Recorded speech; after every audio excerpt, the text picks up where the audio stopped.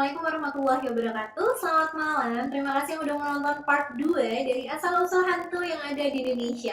Kenapa aku bagi part-part? Karena takut kalian enek kalau lihat muka aku lama-lama, ya kan? Gak usah banyak kecincang lagi karena ini intronya aja udah kepanjangan. Langsung aja kita mulai ke hantu yang pertama.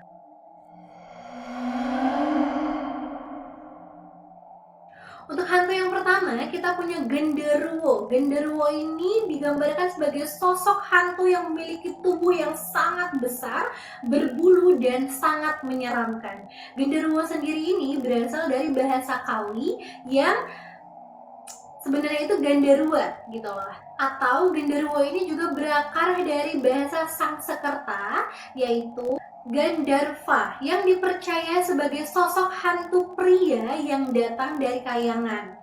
Terus ya, makhluk ini sangat senang tinggal di tempat-tempat seperti batu besar, bangunan tinggi dan besar, pohon-pohon yang ukurannya besar-besar, serta tempat-tempat yang sempit, gelap, dan lembab.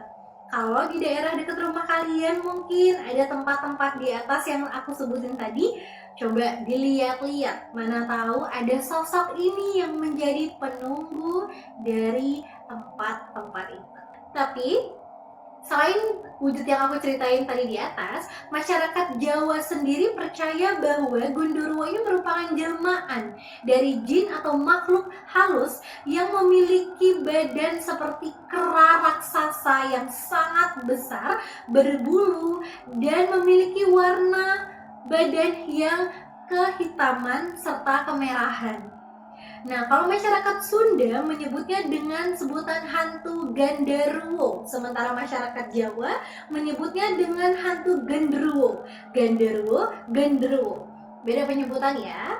Terus konon katanya juga Genderuwo ini berasal dari hantu yang tidak tenang atau arwah penasaran yang ketika dia meninggal tidak dimakamkan atau dikuburkan sebagaimana selayaknya mayat diperlakukan gitu loh. Jadi karena dia tidak terima nih dengan proses penguburan dirinya yang dia ngerasanya nggak layak, dia menghantuilah orang-orang serta masyarakat-masyarakat yang dia pengen ngantuin aja gitu loh. Terus konon katanya juga genderuwo ini hidup atau berdomisili di, bentar aku baca dulu ya karena panjang namanya ya kan, berdomisili di daerah hutan jati cagar alam di Kecamatan Slogimo, 60 meter dari Wonogiri. Ada juga nih yang bilang bahwa si Gundurwo ini tinggal di wilayah Lemah Putih di Purwosari Giri Mulia di Kulon Progo, 60 km dari barat Yogyakarta. Jadi ada yang ngomong tinggalnya di 60 km di dekat Wonogiri, ada yang bilangnya di 60 km di dekat Yogyakarta. Menurut kalian sebenarnya hantu Gundurwo ini berdomisili atau tinggal di mana sih? Gundurwo juga dipercaya sebagai sosok hantu yang sangat genit dan cabul. Gundurwo ini dapat berubah sosok menjadi sosok manusia yang sangat suka sekali menggoda atau melakukan hal-hal yang kurang pantas kepada para manusia, khususnya wanita. Gundurwo sendiri ini katanya punya beberapa kegemaran yang sangat mengganggu dan sangat menghantui masyarakat ataupun orang-orang yang ada di daerah tersebut yang ada Gundurwo ini kan. Katanya Gundurwo ini sangat suka sekali menggoda atau merayu wanita-wanita kesepian atau para janda yang tidak mempunyai suami atau sering ditinggalin suaminya pergi. Nah, Gundurwo ini akan berubah menjadi sosok suami dari perempuan ini atau sosok pacar untuk menggoda dan dapat melakukan hal-hal yang dilakukan sang suami kepada istrinya. Ada juga yang mengatakan bahwa Gundurwo ini sangat iseng dan sangat suka sekali melempari batu ke rumah-rumah orang di setiap malam dan mengganggu orang-orang dengan berbagai cara yang dia lakukan dan membuat orang-orang tidak betah gitu dengan keberadaan dia. Nah, Gundurwo ini dipercaya memiliki gendam yang ilmu gendam gitu, yang membuat wanita-wanita ini mau berhubungan dengan dia dan menghasilkan benih, yaitu anak hasil hubungan genderuwo dan manusia tadi. Kan si manusia ini atau para istri-istri ini kan nggak tahu nih kalau yang berhubungan dengan mereka itu adalah genderuwo kan, karena kan genderuwo ini berubah wujud menjadi suami atau pacar-pacar mereka gitu loh. Jadi saat mereka berhubungan, mereka nggak tahu nih kalau ternyata mereka berhubungan sama si genderuwo tadi. Nah, dari hasil hubungan mereka inilah terciptalah benih, di mana benih itu adalah anak dari hasil perkawinan genderuwo dan manusia. Tapi nih, dalam kepercayaan Jawa, tidak semua genderuwo itu jahat. Tidak semua genderuwo itu bersifat iseng, cabul, ataupun mengganggu orang-orang yang ada di sekitarnya. Tapi ada juga genderuwo yang baik. Konon katanya, genderuwo yang baik ini penampakannya seperti kakek tua yang memakai pakaian putih dan sorban putih.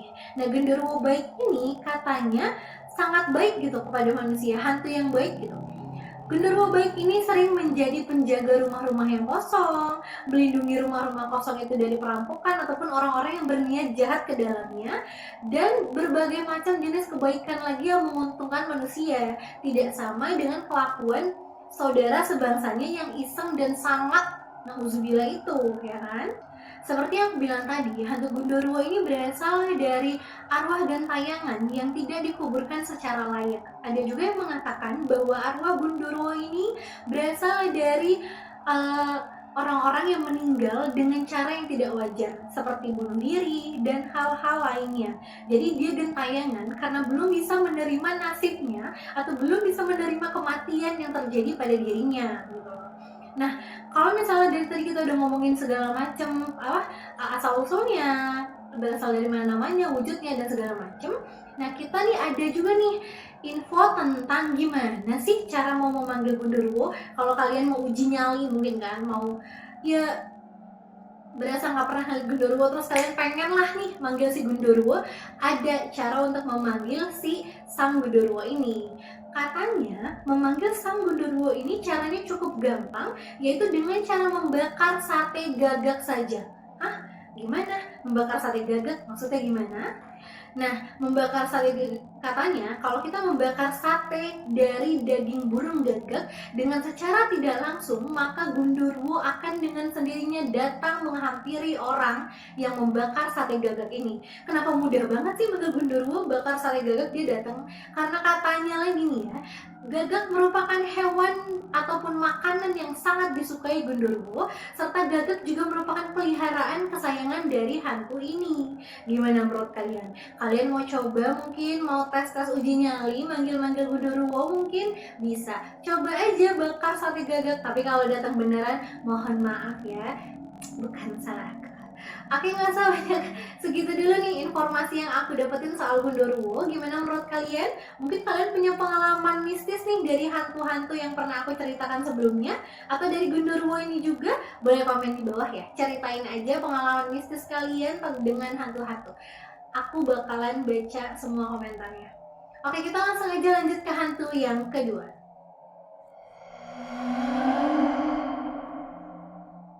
Untuk hantu yang kedua, kita punya tuyul. Tuyul ini menurut kepercayaan mitologi Nusantara, khususnya kepercayaan orang Jawa, merupakan makhluk halus yang bertubuh kecil, kerdil, dan mempunyai kepala yang gundul. Katanya orang banyak percaya bahwa wujud dan sifat dari tuyul ini adalah anak kecil bertubuh kerdil dan gundul, berwarna keperakan, memiliki sifat sosial yang tinggi, dan juga katanya tuyul ini bertingkah seperti anak-anak dan memiliki suara seperti anak ayam. Nah, konon katanya tuyul ini merupakan arwah ataupun jelmaan dari arwah-arwah anak-anak kecil yang diaborsi atau gumpalan darah yang diaborsi, yang dibentuk diri sedemikian rupa, makanya berwujud seperti anak-anak dan dimanfaatkan oleh manusia-manusia yang sangat ingin cepat mendapatkan kekayaan. Katanya arwah dari tuyul-tuyul ini akan diletakkan di dalam botol kosong, dan ketika majikannya atau tuannya ingin memanggilnya atau mengundangnya, majikannya ini harus memanggil si para tuyul ini yang bersemayam di dalam botol tadi menggunakan darah manusia segar. Nah, ketika mereka udah diundang nih sama tuannya, ya kan, maka si tuyul-tuyul ini akan menuruti semua keinginan dari si tuan-tuan ini, seperti mencuri uang atau mencuri aset-aset berharga yang bisa membantu tuannya untuk mempunyai kekayaan berlimpah dengan sangat cepat dan dapat terbebas dari hutang-hutang. Itu menurut kepercayaan, ya kan? Nah, ada juga nih orang yang mengatakan bahwa tuyul-tuyul ini merupakan alat yang dibentuk ataupun dalam Islam merupakan anak buah ataupun bala tentara dari Azazil sang putra iblis.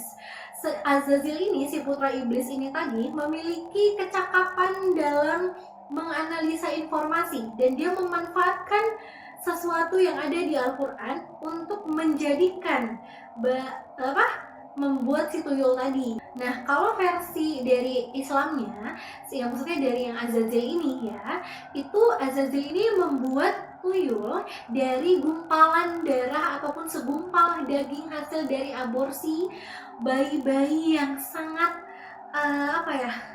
maksudnya dari hasil hubungan dosa gitu loh, hasil hubungan terlarang.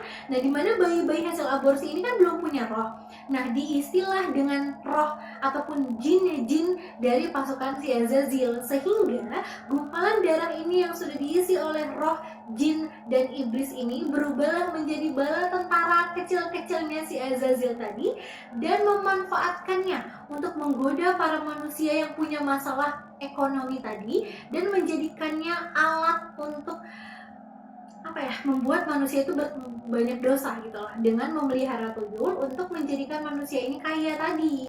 Sebenarnya banyak ya kepercayaan orang-orang tentang bentuk si tuyul ini, dan gak terlalu banyak juga sih informasi yang lebih detail tentang tuyul ini. Seperti yang aku ceritakan sebelumnya, hanya informasi itu aja yang bisa aku dapat, dan ternyata jika kalian mau memelihara tuyul ataupun berani nih memanggil si tuyul-tuyul ini, ada mantranya gitu lah, tapi mantranya nggak bisa aku sebutin ya, nanti malah datang ke sini, jangan sampai ya kan.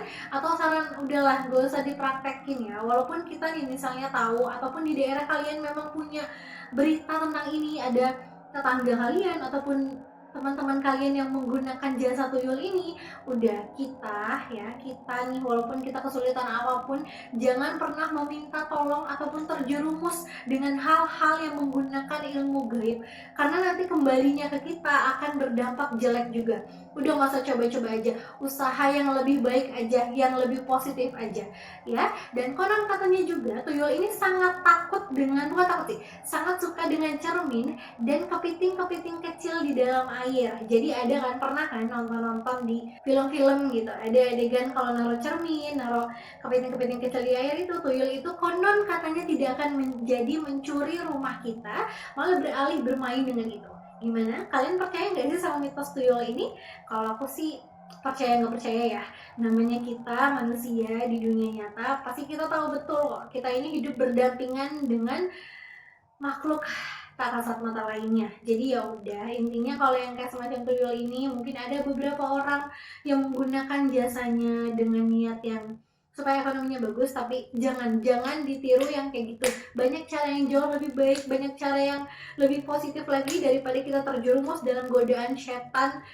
Nauzubillah min dzalik. Jangan sampai ya. Ya udah, segitu dulu soal tuyulnya. Kita lanjut aja langsung ke hantu yang ketiga.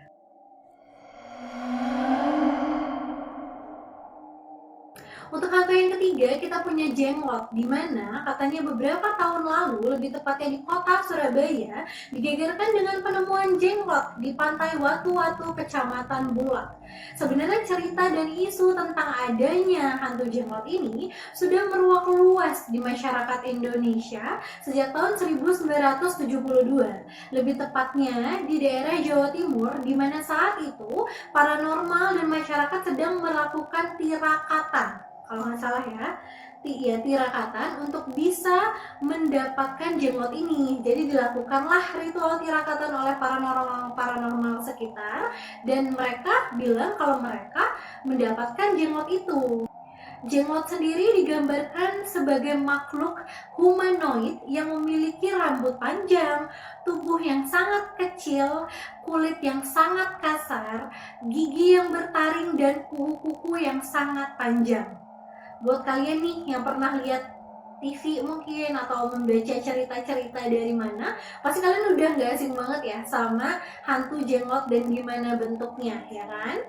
Namun ternyata ada penelitian yang dilakukan oleh Pak Jaya Surya Atmaja yang merupakan ahli spesialis dari UI yang menyatakan bahwa DNA dari jenglot ini memiliki DNA yang sama ataupun mirip dengan DNA manusia. Tapi Pak Jaya ini bilang bahwa itu bisa saja sama kayak gitu karena kulit jenglot ini sudah terkontaminasi dengan darah-darah manusia yang diminumnya, ya kan? Karena kan konon katanya jenglot ini makan dan minum darah manusia setiap hari. Jadi sampel kulit yang dibawa oleh Pak Jaya ini menunjukkan DNA-nya sama dengan manusia, bisa aja karena sudah terkontaminasi darah dari manusia.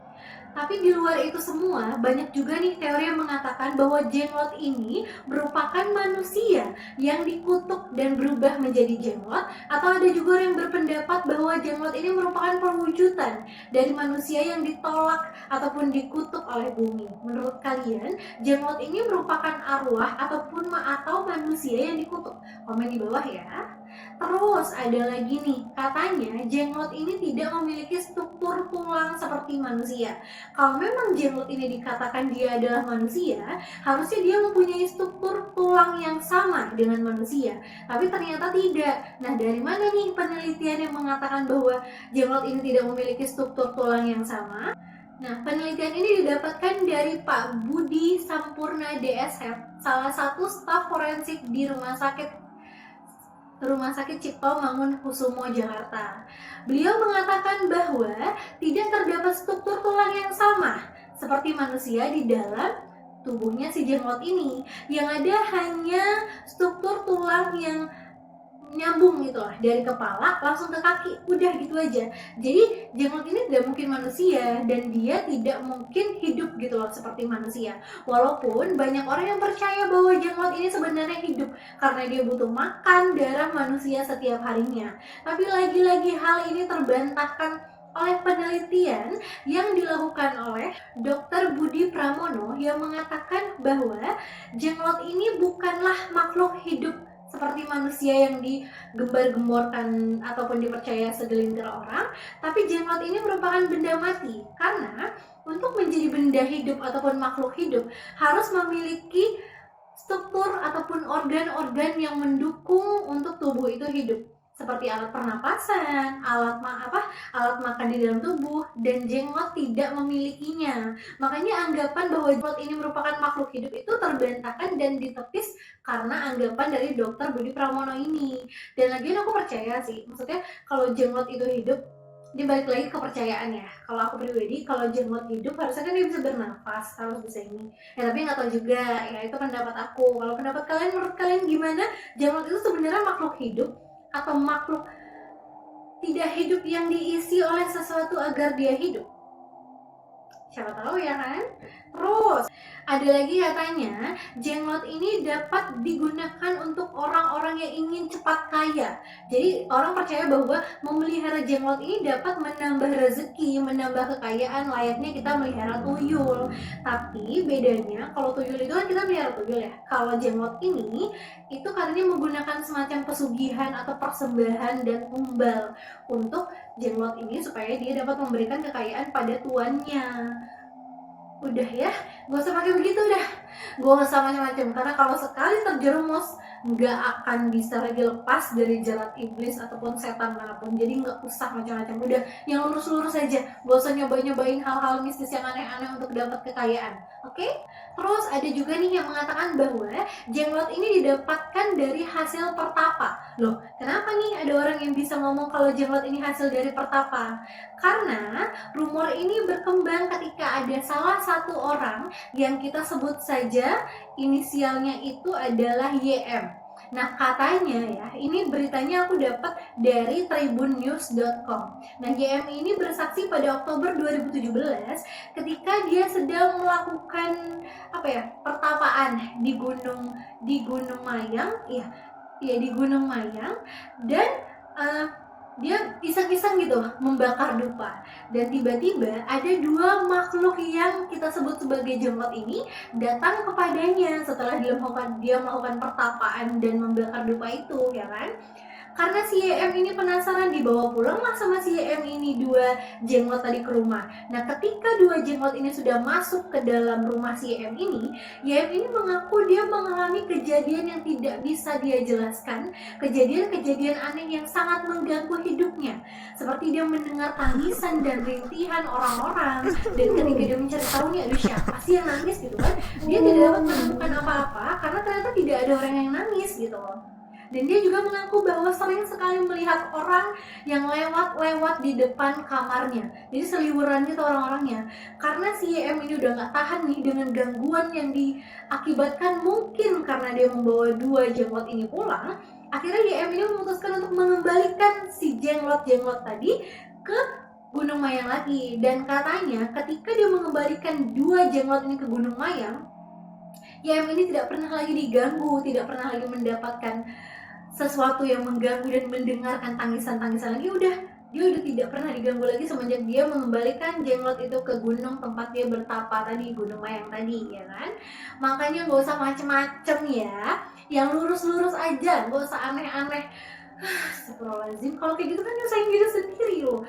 Untung itu hantunya, kalau memang ada ya, hantunya itu mau pergi dan berhenti ganggu. Kalau seandainya udah dikembaliin terus dia datang lagi, gimana coba ya kan? Nih ya, sebenarnya sih dari yang aku dapetin informasi tentang si jenglot ini hanya ini aja. Walaupun sampai sekarang masih banyak banget nih seliweran ataupun rumor-rumor dan mitos-mitos tentang kepercayaan si jenglot ini. Menurut kalian sendiri nih, jenglot ini sebenarnya hanya makhluk yang dibuat-buat oleh manusia, atau memang ada isinya, ada arwahnya yang sangat jahat seperti kepercayaan segelintir orang?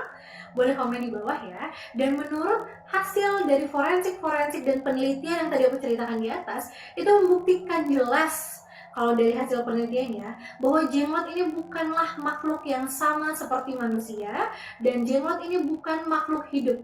Karena satu tadi ya kan, struktur tulangnya nggak sama, DNA-nya ya itu katanya terkontaminasi ya kan. Nah terus bukan katanya sih, memang buktinya kan seperti itu ya. Nah terus masalahnya dia nggak punya nih seorgan-organ tubuh seperti manusia ataupun seperti makhluk hidup lainnya. Jadi yang jelas dia pasti bukan makhluk hidup ya kan. Atau gimana sih menurut kepercayaan kalian? Boleh komen di bawah aja ya. Yaudah segitu dulu cerita tentang hantunya. Jadi hari ini aku bahas tentang genderuwo, tuyul, dan jenglot. Mungkin gak sepanjang yang sebelumnya, tapi ya semoga kalian suka sama cara aku bercerita. Jangan lupa like videonya kalau kalian suka. Subscribe juga channel aku supaya terus berkembang. Nyalain tombol notifikasinya. Dan jangan lupa juga nih komen di bawah video apa lagi sih yang harus aku bahas selanjutnya. Satu lagi, jangan lupa follow Instagram aku ya, Gita Syafira Daus. Oke, sampai jumpa lagi. Dadah.